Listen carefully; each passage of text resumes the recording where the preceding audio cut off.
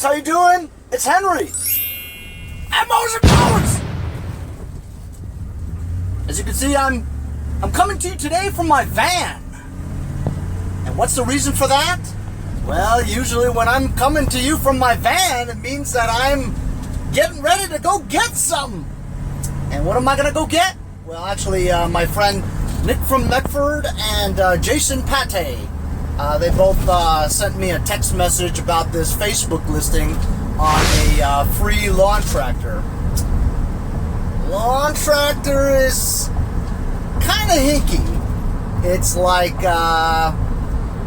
been painted red, white, and blue like the American flag colors. It's an MTD. It looks like one of those damn yard machines, you know what I mean? That probably has a Tecumseh engine on it, like a 12 or 13 or 15 horsepower Tecumseh engine. Old looking, rear tires down, missing the mower deck side deflector chute. And she says it doesn't run. It's been sitting on the curb for like a month and nobody's picked it up. But, as you guys have seen in my past few episodes, I'm putting engines together because guess what? I don't have any lawn tractors to fix. Nor do I even have any push mowers to fix or any snow blowers to fix. I mean, I'm down to a couple of engines I got to put together and maybe put blades on the Rodimus Prime. That's all I got, you know what I mean? So I'm on my way to Shoreham, Wading River. That's easily 45 minutes, almost an hour drive because it's on the North Shore like where I am. And unless I take the highway, which is going out of my way to take the highway, but I'll get there quicker, right?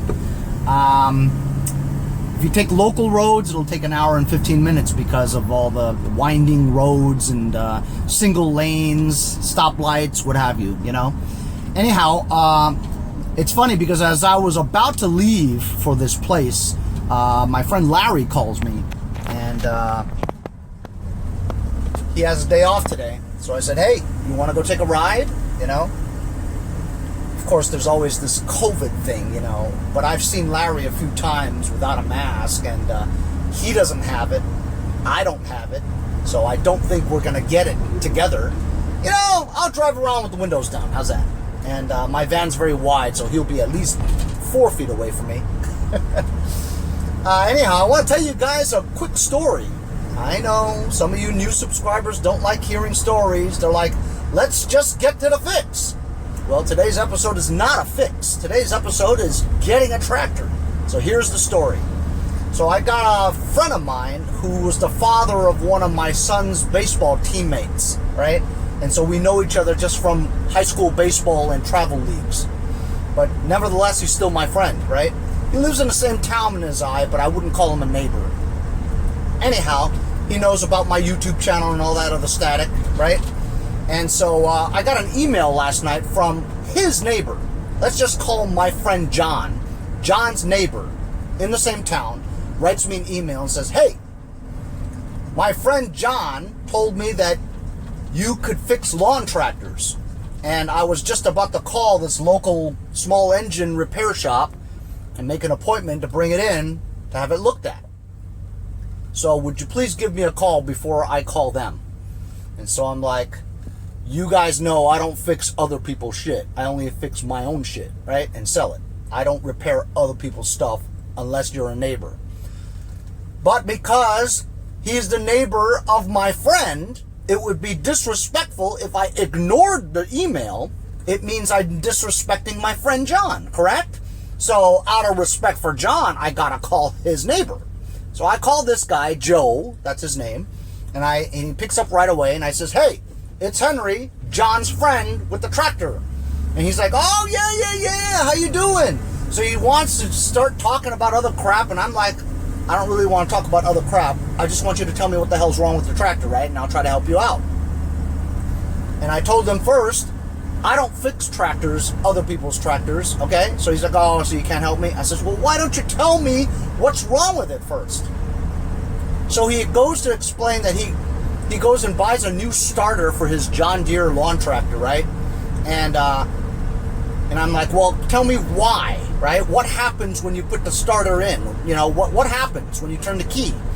He's like, oh, well, the ring gear just pops up and goes back down again, and it doesn't turn the flywheel. And I'm like, stop right there. Did you change the battery recently? He's like, yeah, I just bought a new battery and I put it in like a couple of days ago. I says, you put your positive on your negative and your negative on your positive.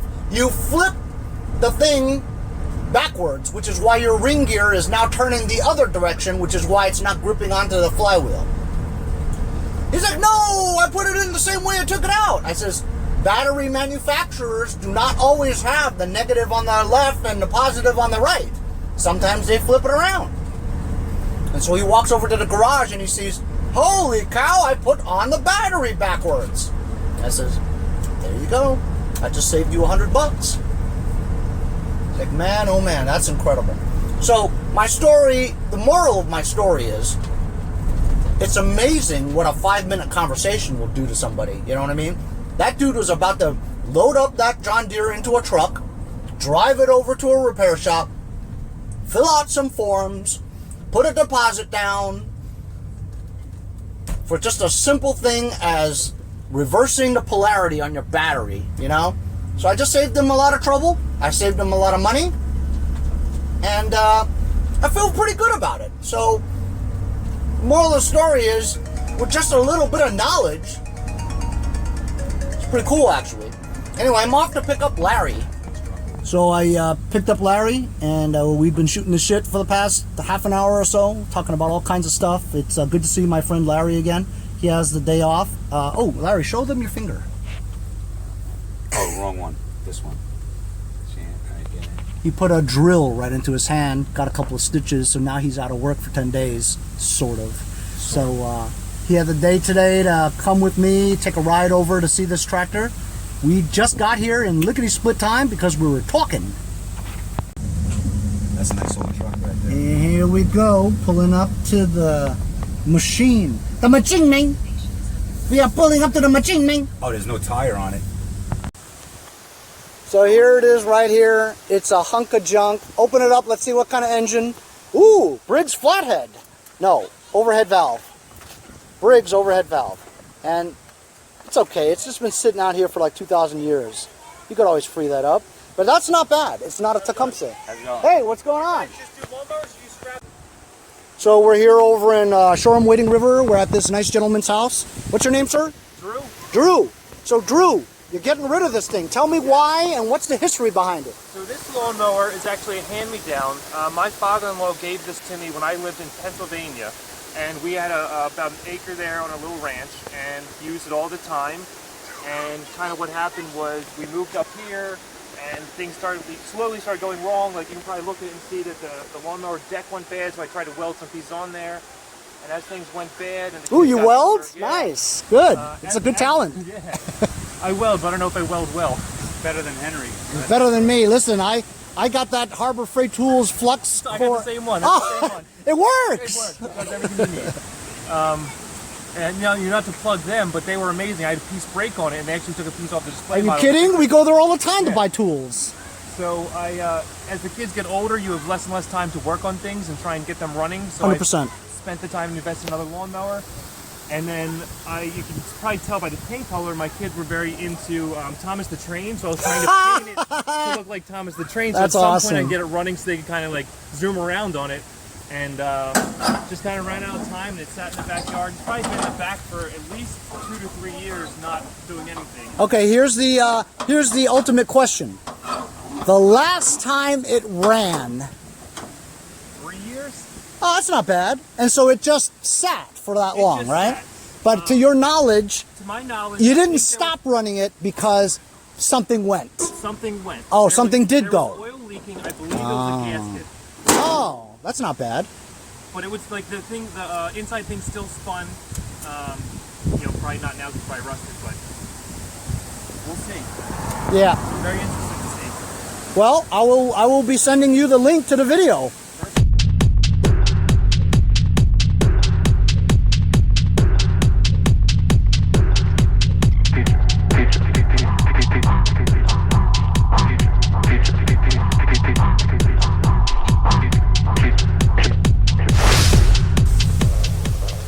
The rain has started. The hurricane is coming. The hurricane's coming. ATM. It's a twister. I'm over here at Larry's house, and we're checking out his $100 Scott's by John Deere carcass. He bought it with a blown engine. Why did you do that again? Because I had an engine. Ah, right. So you spent $100 on a rolling chassis. What's in there? The new engine. Oh, that's the new one. Hey, so this, okay guys, this is a test for you experts out there. So, for me, and I'm not saying I'm an expert, okay? But for me, just looking at it, and even though it doesn't say it, right? I would say that this is a Vanguard engine. Why? Because of the double shroud on here that differs from a regular single overhead valve or a flathead Briggs, single cylinder. I think, even though it doesn't say it's a Vanguard, I think it's a Vanguard. Because I actually had a Sabre that had this engine in it, and it was a Vanguard. And I looked up the engine number, which is 311777. And it was indeed a Vanguard engine. You guys tell me, okay?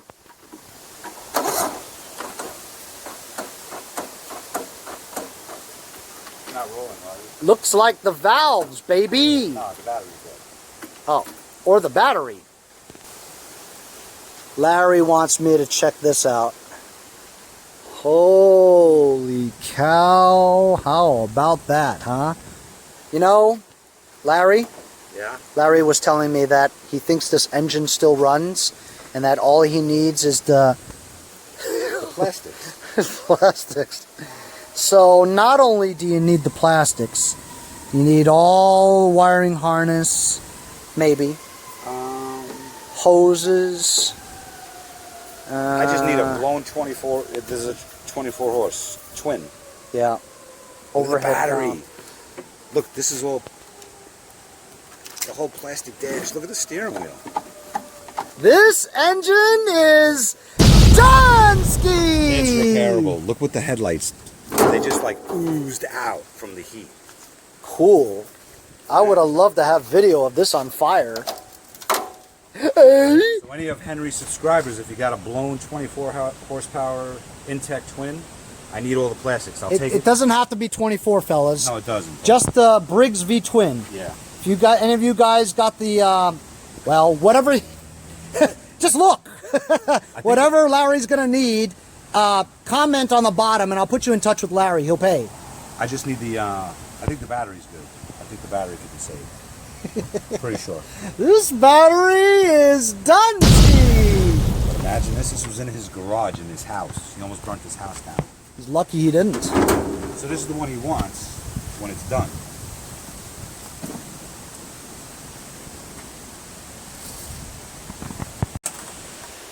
I'm a breaker bar. So he's got this engine, see? You saying? It's got a blown connecting rod or synchro balancer on the inside, see? So Larry's trying to take that head off, see? And put it on this engine that doesn't have a head. And he says that this one works. So he's trying to build one engine out of two. This one's blown too. Lots of blown engines around here. Lots of good ones too, though. And there's a hurricane coming. So this is what we're supposed to get today, is the remnants of Esaias. Esaias. ISIS? I thought ISIS was dead. I thought there was no more ISIS. Boy, oh boy, what excitement.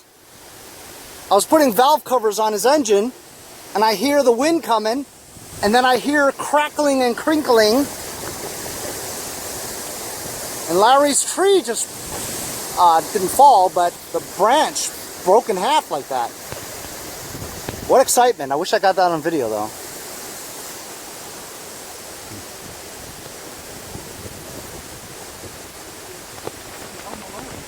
She's scared and crying. So we were going to go to lunch, but with that tree falling down, I kind of thought about maybe I should go home and see the situation at my house. So I'm on my way home. On the drive over, I see a lot of trees down on the roads. So I hope everything's okay back home.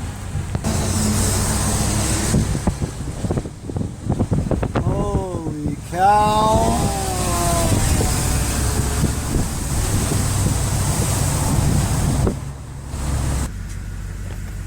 While in Rome, might as well pick up some Taco Bell. Holy cow.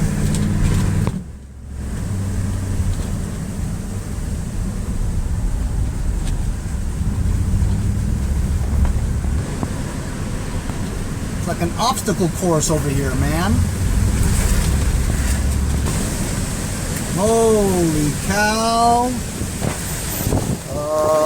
Go around. Go around.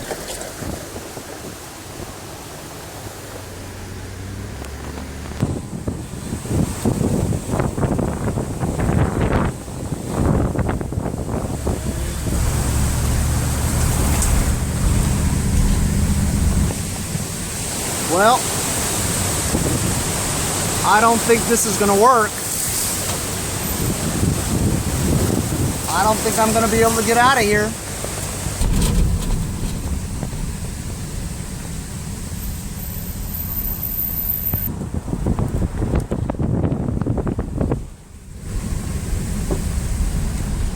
Let's try going home this way. Holy moly.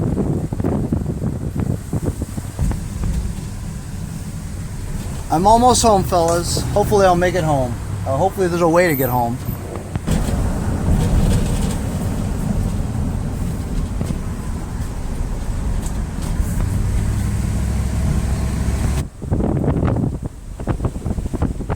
Oh boy.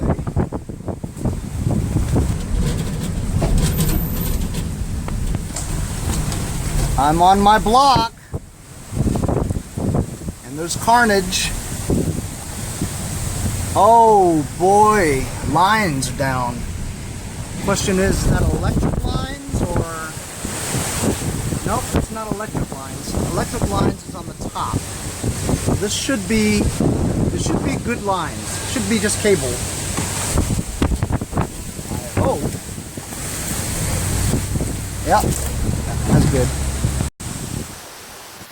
So I'm home now.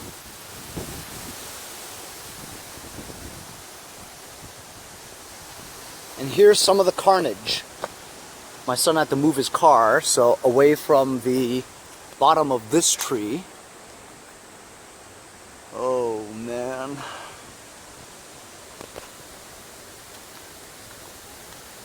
My wife just told me that the backyard, I should go take a look at the backyard. I'm almost scared to go to the backyard.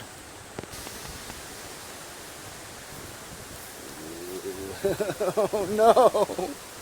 Oh no.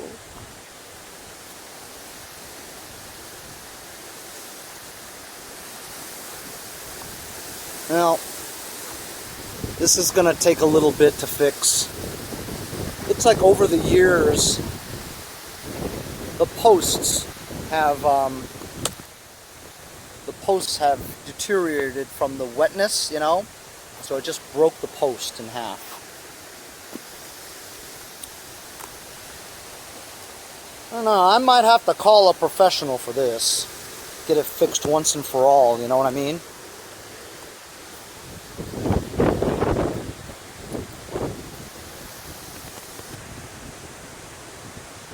Solar panels are still in place. Solar panel company did say that it would withstand a hurricane. And my makeshift top is still holding true.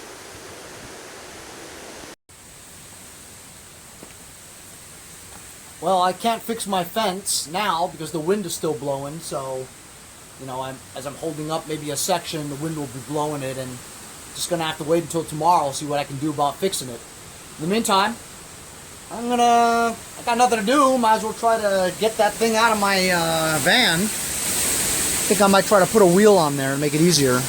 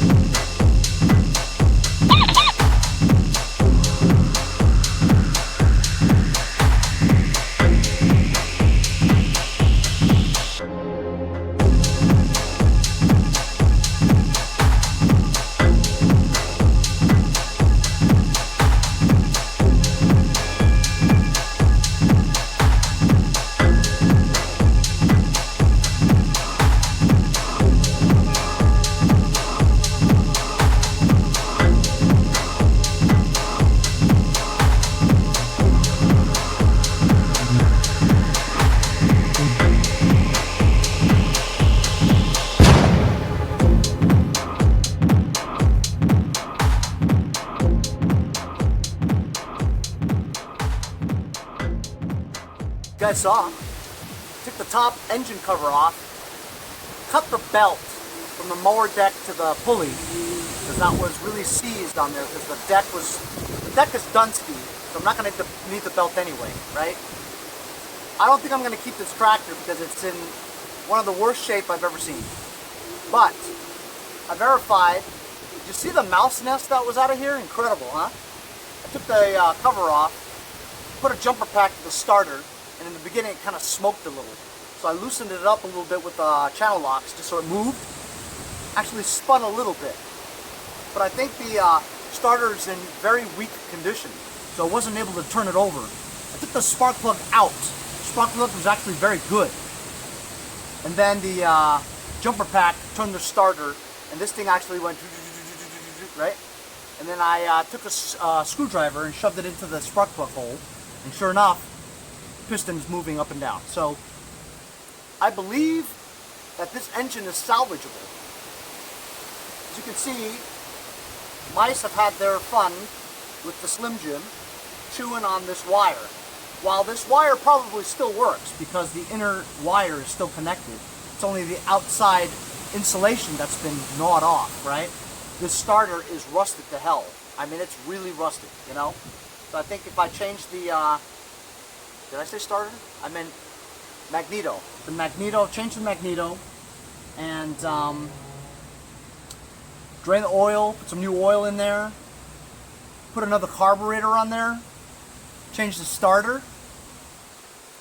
I think this engine might run. So tomorrow, I'm going to remove this engine.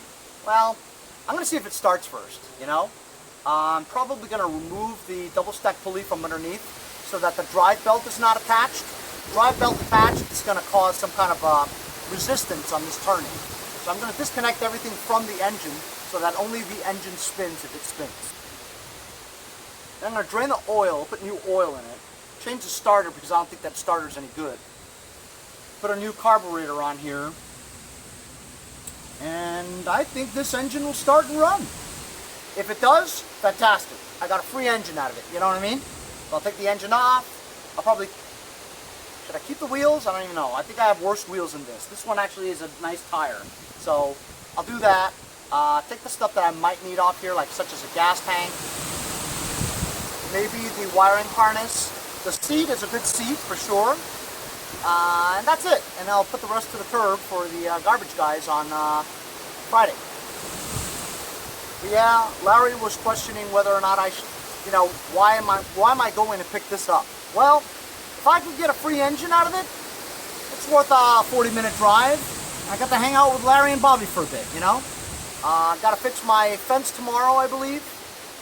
So maybe this would have to wait. This is not priority, but the fence is, you know. But picking up a tractor in a hurricane. See you guys next time on Mowers and Blowers.